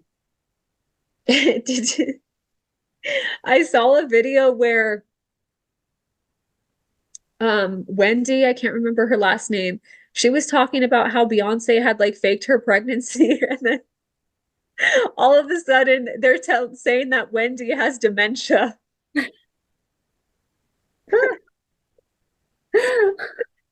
There's And I always a was like, oh my countermeasure to try God, to discredit. yes. It's like at this point, if you're called crazy, a drug addict, psychotic, it's a compliment. It really is. 100% girl. And so with all of this, going back to like the insitters and the stuff that we just looked at, so that would be a way that people could on the back end sort of apply potentially. That's what we're conceptualizing, that that was a way that they could get in and have access to kids. And so where would this take place? Would this go through hotels and things like that where these people would exchange? Or do you know any of the locations that this would happen at, or where and how they'd facilitate this? Well, that kid that approached me on my playground and was begging me to help, I know that that was happening in his foster home. So I know that it was happening in foster homes. I know that it was happening. Um, they would meet regularly at lodges. So lodges, hotel inns. It's a very sophisticated system, and the fact that there's so much involvement with CIA, FBI, law enforcement, CPS, teachers, doctors, hospitals. I mean, the fact that they found GHB in my system at age 14 and they didn't remove me from the home, that's crazy. Because I was even telling my doctor, I have not been partying. I didn't understand that GHB only stayed in your system for 3 days. So when she said, "Why is there GHB in your system?" I said, "Well, I did go to a party 6 weeks ago." And she said, "Well, GHB only stays in your system for 3 days." And then my mom was arguing, saying Madison's been sneaking out, and that's why we need her to be on psychiatric drugs, and that's why we need her to see you. And my psychiatrist bought into all of that. She should have called CPS. My teacher should have called CPS when I told her that my dad had Trevor Orr unalived and um killed. I keep forgetting this isn't TikTok. I have to like censor myself so much on TikTok. Um yeah, she should have called CPS and she didn't. She just said, "Your dad's crazy, Madison. Nobody would work for the CIA and tell you that they work for the CIA." Well, he did. And he even told me that the CIA looks to hire sociopaths because they have a switch that they can turn on and off that others don't have. And this makes them highly effective at what the CIA needs them to do. So, yeah, a sociopath would tell you that they work for the CIA to control you and to scare you and to threaten you. I'm so sorry that you have to harbor all of this. And I know that this goes way beyond you and your siblings. Of course, your family is what you're fighting for the most, exposure of what's bad, and then also helping to sort of rescue and liberate your brother from, having to partake in things that you did potentially since he's younger. So what you're doing is huge, and of course, like I said, there's family, but then there's all these other kids that went through this that you either witnessed or know of or heard. and they didn't have an advocate or somebody who was able to share their story or, have a voice. So I know that this is a lot for you, Madison, and this is a really, really big task that you're taking on. And like I said, like you inspire the shit out of me. I love that you're so sweet, you're so smart, and you have a really good head on your shoulders, and at the same time, you go online and you have no fear of being loud and being controversial and being in people's faces and saying it how it is and not sugarcoating, despite the fact that your family comes after you. You have mass reportings. I mean, since last time your TikTok got taken down. And so we can talk a little bit about where you're at on social media, but if you want to share even about, the tactics of what they're doing on the back end, I think that'll sound familiar to people that, there's sort of gang stalking going on online for you. Yeah, my parents, well, really, my mom is posting all over social media that I'm psychotic to report my videos, and she has a petition going too that says to make defamation a criminal offense, which it's a civil offense, it's not a criminal offense. But I mean, she hasn't even tried to sue me, so that just proves to you that what I'm saying is the truth, because she would get ripped apart in discovery courts if she sued me. And why would you skip that whole step and then go straight to criminal offense? And she's saying to hold me responsible for the crimes that I'm accusing her of in the petition. And the truth is, if I was psychotic, she would be saying, help my daughter to get help, and maybe she would sue me. But if she sued me, that would shut me up. I wouldn't be allowed to talk about it. Otherwise, I would be, you know, um, charged, I guess. I would have a penalty. So the fact that she hasn't sued me, but she just made this petition to say, make defamation a criminal offense is ridiculous. And it just proves that she's a communist, because we have free speech to protect us for a reason against people like this. And um, I mean, if you make free speech a criminal offense, that's basically eliminating our constitutional rights. So her petition will never never make it. I mean, it has like 38 signatures, and even if it did, I tell people I win no matter what. Go ahead, sign her petition, because if it gets 100,000 signatures, it's going to go to Congress, and I have enough evidence to send them both to prison. So go ahead. And yeah, I've struggled on TikTok because my accounts keep getting banned. I've had two accounts now. One of them had 8,000 followers. My newest one had 50,000 followers, and I was getting millions of views, and it got taken down. I was actually getting monetized too. My videos were getting so much views that I was like eligible for a couple $1,000s, and then it got banned.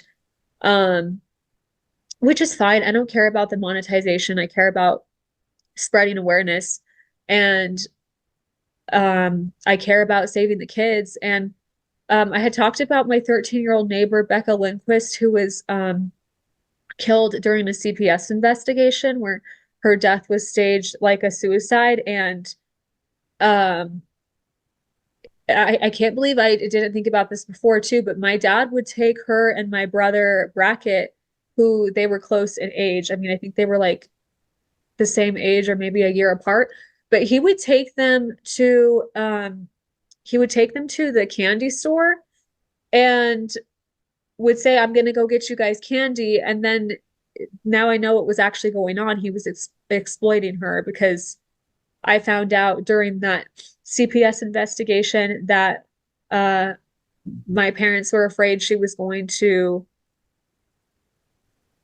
come forward as well. So, oh, look, I'm at 6,000 followers now. Yes, you are. Yeah, this is me. You can follow me on here. I'm also on X as Madison Clares. Um, and I pretty much post the same stuff, except X. I will post more on X than I do on Instagram, but the same videos and photos are there. Um, I'm actually even kind of being shadow banned on X right now, I've noticed. This is my newest account, although it's probably going to get banned because I have it says warning on my account. So I'm sure it will get banned. Although I have big creators who are posting my content, so I don't even care. It's like, cool, they're doing the work for me. I don't want to be posting, I don't want to spend my free time making content and posting content. I want to have a peaceful life. I want to have a life that isn't so tainted by all of this. I want to go to yoga. I want to sing. I want to dance. I want to do these things that I love instead of devoting so much of my time to this. But I know that it's important and these kids deserve justice and nobody else is doing anything. And I know there are people here and there who are doing things, but I mean, people who have the power to make a real difference aren't doing anything. People who have millions of followers, people who have, um, and I mean, I say that my film producer has millions of followers. I guess what I mean is people who have the connections to stop this aren't doing anything. You're absolutely right. We talk about that all the time, and the people that you reached out to and who responds, who doesn't, and it's disgusting. And I see it with other survivors and whistleblowers that I've worked with or know who have time and time again reached out to these same people who allege that they're helping and crickets. But yet they're the people being monetized with these hundreds of thousands of followers. They're profiting off of survivor information and not giving credit to survivors, not giving them a voice. They're taking on that voice themselves and being a gatekeeper or like a limited hangout and not letting survivors in that circle. So then people fund them, they donate to these people who are Yes. sanitizing the information, and then people hear about the information that somebody like you shares, but your name's not attached to it. So people can't support you. They're supporting and funding these freaking influencer people. Yes. And I would love to say one of their names, but I won't because I don't want them to sue me. I could come off a whole list of them too, girl. If people follow us on Twitter, they'll start seeing some of these names because Yes. we I do. think everybody in the survivor community knows who these people are. And um, from what I've noticed, people are figuring it out pretty quickly who these people are because they're messaging me and saying, hey, I've tagged these creators. Why are they not getting back to you? I've messaged these people. Why aren't they getting back to you? Well, they're gatekeepers. Exactly. And it doesn't matter anyways. It's like I don't care about the fame. In fact, the more attention my videos get, the more I'm like hiding because I get the hateful comments, and some of them on a bad day, some of them really do affect me, and it hurts. But I just have to remember, okay, I'm doing this not to be liked. I'm doing this for my brother. I'm doing this for the kids. I'm doing this for my inner child. And it's not about being liked. It's about doing the right thing. And, Jesus said, for those who are persecuted for their righteousness will receive the kingdom of heaven. And that inspires me to keep moving forward and to keep going no matter what. Like, you could take everything from me. They already have taken everything from me. In fact, when a person loses everything, I believe that's when they become most powerful because now they no longer have these worldly attachments and they have their soul, which is what guides them. And I feel like that's exactly what happened to me. I mean, when I left, I wasn't a trust fund baby. I've never been a trust fund baby. When I left, I had $1,000 to my name that I used to finance a car and lived in my car for a few days. And I learned a lot about God during that time and to see him show up for me. And I still see him show up for me now. I mean, I make decent money. I mean, I probably make by the end of this year, maybe I'll make six figures. I don't know. But it's not about wealth to me. It's about if I have to sacrifice my soul to get the wealth, I'm not going to do it. I can't be bought. Like, I will never leave Jesus to support fame, to support wealth, because I know that stuff is not permanent. It's temporary. And we're watching these people fall now. And that just shows you too, it's not permanent, it's temporary. And eventually the truth prevails and God wins every single time. So it's kind of just hysterical to me because it's like you read the Bible, if you look back on history, you see that this has been going on forever. I mean, the story of Moses where Pharaoh was sacrificing Hebrew baby boys. Every single time God wins. And you keep doing this over and over and over again. And it's like, how many times do you need to do it to realize that God wins? I mean, like, how disconnected are you that you have to push God's buttons? It just doesn't even make sense to me. Like and to me, it's almost like they want to see that God exists. They want to see what God is going to do. And I mean, it's blasphemous, but it also kind of shows you that they believe in God too. Because why else would they be doing this?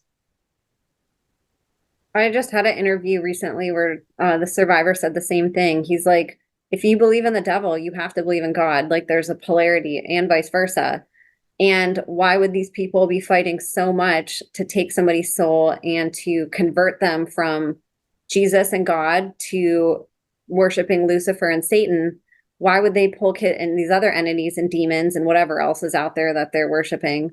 Why are they making such a concerted effort, and why have they been for all these millennia? And it's like, it is a good point, and why is it just God and Jesus? It doesn't cross over to any other religion, to any other gods. It's solely like the God of the Bible, that they are pulling these children away from it and inverting in society. So that's a really good point that you make. And again, it goes back to what we were saying in the beginning. The person, whoever's on the other end, you don't have to believe in any of this. That's not what we're asking. We're asking you to understand that there are people who believe heavily in all of this, who believe in gematria and astrology and the satanic calendar and vortexes and ley lines and demons and everything else that could possibly exist spiritually or energetically. There are people who their entire calendar year and what they do to kids is based off of these beliefs. So this has nothing to do with, again, picking sides, whether political or religious. This doesn't have an affiliation with any of that. A class, a middle class, upper class, lower class, male, female, this, that. Like it doesn't, you can throw all those labels away. This crosses every single aspect and facet of society, and it's built into it, and it's about what they believe. They don't give a shit what we believe, and they're stronger because we don't believe in this stuff. Not you and I, Madison, but most of society wants to say, that doesn't exist. And these people laugh at us because they believe it, and our lack of knowledge is their benefit, and our And silence it's their greatest smart gift. that they've bought out the media because, whoever controls the media controls the world. And I mean, we've been conditioned by society to go on our phones and to watch TV and to listen to the radio and to do all of these things, and they control all of these things. I mean, look at Steve Jobs and my dad's involvement with Steve Jobs. And I don't think I touched on this earlier, but my dad did sell me to Steve Jobs. And I remember them telling my dad, it's time for her to meet Steve Jobs. And it was this big thing. And he came to my house and, um, yeah, Steve Jobs isn't innocent. I mean, Apple, I mean, why do I even have an Apple phone? I should switch to Android. Um, Apple is a mockery of God because Eve ate the fruit in the garden. And what happened when she ate the fruit in the garden? Well, suddenly they became, sin was born. And that's what Apple is. It's a mockery of God. And Steve Jobs knew about the child porn with the Japanese SIM cards. It's why he blackmailed Docomo for emoji rights. It's how the United States got emoji rights. So he's not innocent. And really, I don't think you get to the top without shaking some hands. I mean, I wish I believed in some good people, but I just don't at this point. I think it's we the people against these elites. We are the good people. That's who we need to count on. Not any president, not any this or that, a lawyer or a doctor or a freaking software company founder. No, the Bible tells us not to have idols. And we have to put Jesus first, God first, your higher power first, whatever. I don't care. I'm not here to sell you on God. I can tell you that Jesus and God have saved my life, but I really think that it's about believing in something bigger than yourself that's good.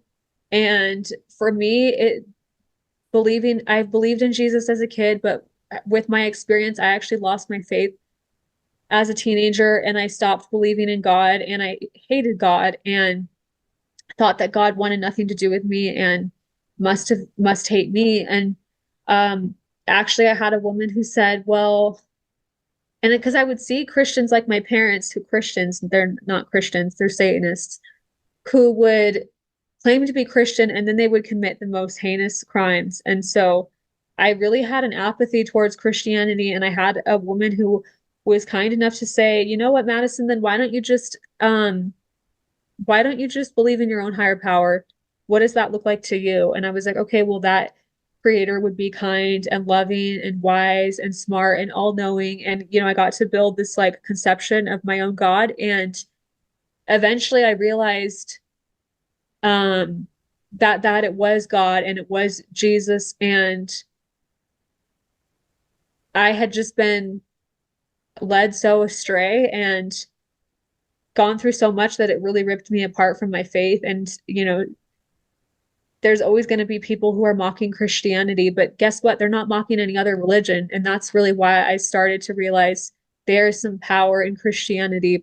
And there's a reason that Satanists mock God because they're scared of his power and they're scared of the Son of God. But really, I don't think that any religion is bad except for Satanists who are sacrificing kids. I mean, I think even Satanists can find their way to God, and maybe they don't even necessarily sacrifice kids, but they meet the devil and then therefore they meet God. And they like I've had friends, like I had a tattoo artist who was a Freemason, and he said that once he realized what they were actually doing, that's when he left and he really truly met God. So I believe that all roads lead to God, and it doesn't matter. I mean, as long as you're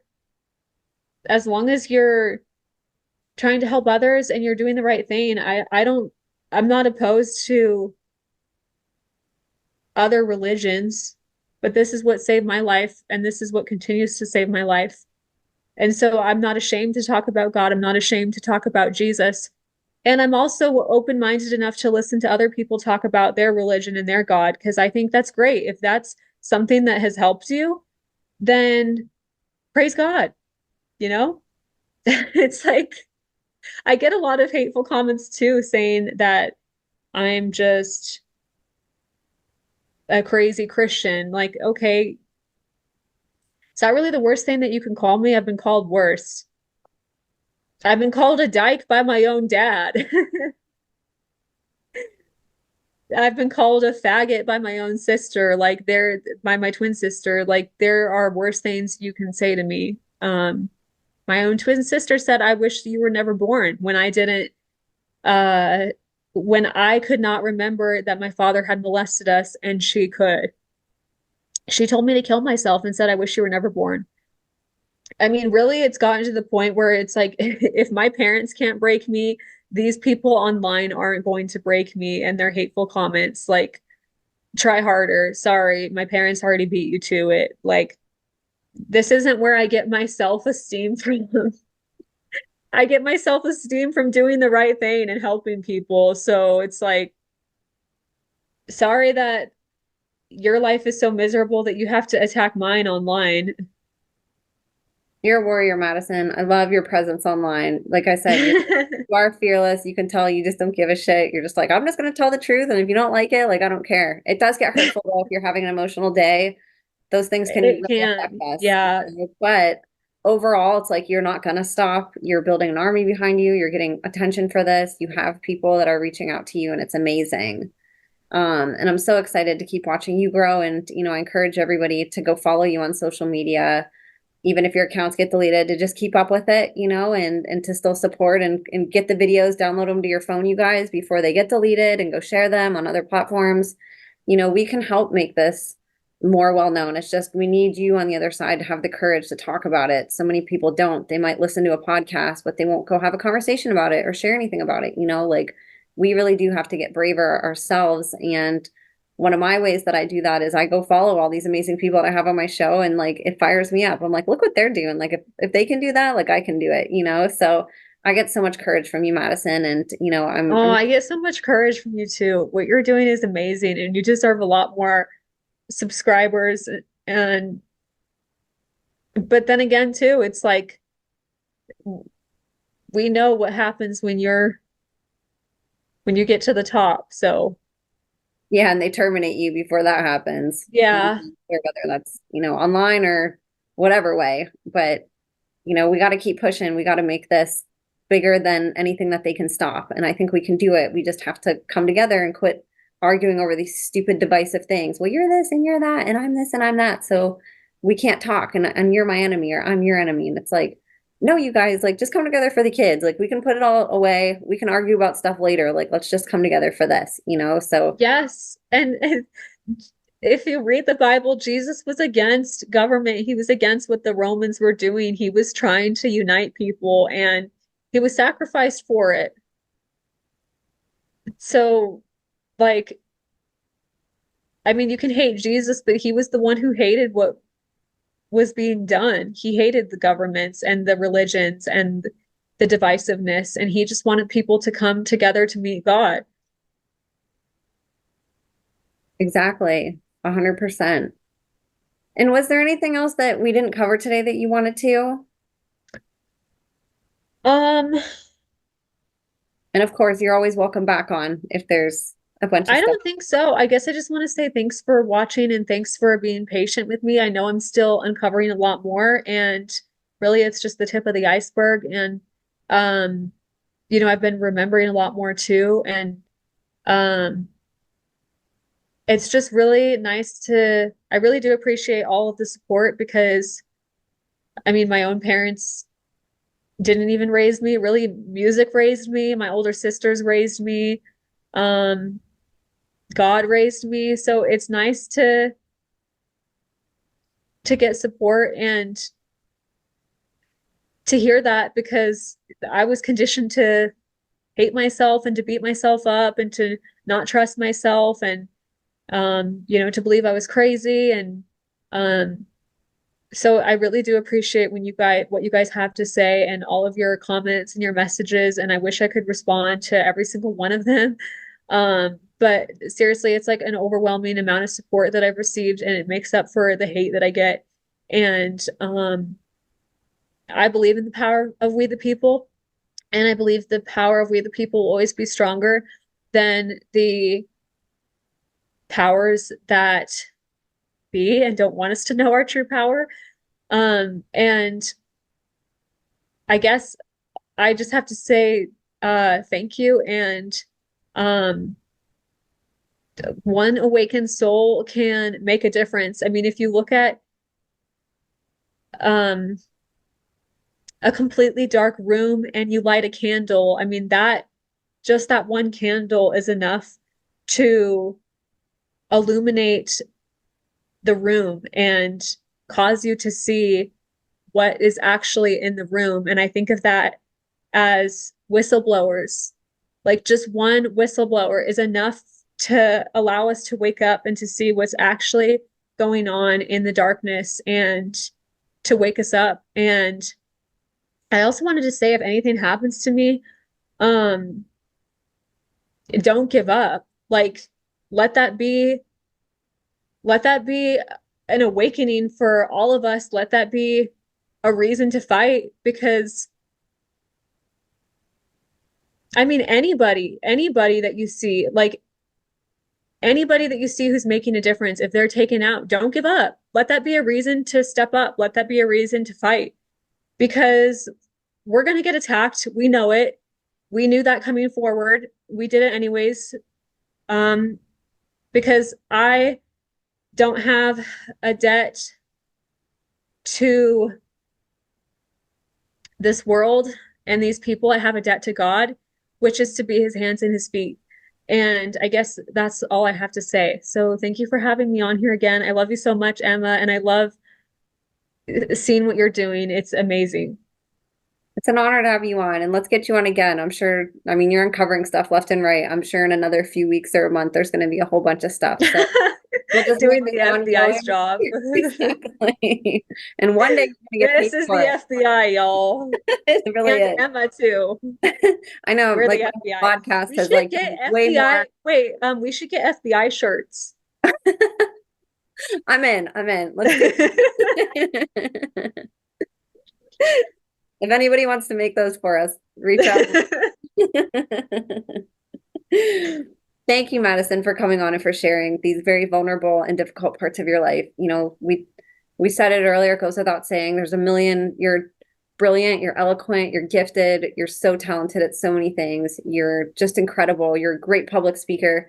You could be doing this and going on podcasts and talking about any topic, something happy and something else that you've developed a skill or a passion for, you know, and we're all better for the fact that you've decided to use your voice to bring awareness to your life, other children, your brother, you know, and to help that little girl that you were a long time ago who didn't have that voice. You know, what an amazing accomplishment and how proud she must be of you now that you are the girl that, you know, she was never able to be growing up. You get to finally do that, you know, and speak up for her, be that voice that she didn't have. You know, these testimonies can be really healing in that way, even though they're difficult to talk about and they're, of course, difficult to listen to. And we thank all you that do stick through and listen to all of these.